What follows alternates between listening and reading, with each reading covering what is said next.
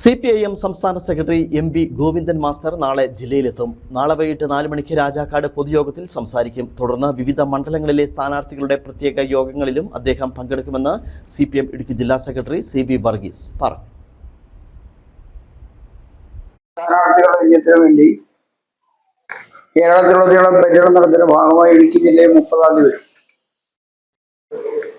ഉടുമ്പൻചോല മണ്ഡലത്തിന്റെ ഭാഗമായി രാജാക്കാട് പ്രകടനവും സമ്മേളനം പ്ലാൻ ചെയ്തിട്ടുണ്ട്. ആ പരിപാടി പങ്കെടുക്കുന്നതിന് വേണ്ടിയാണ് ഉത്സാഹം വരുന്നത്.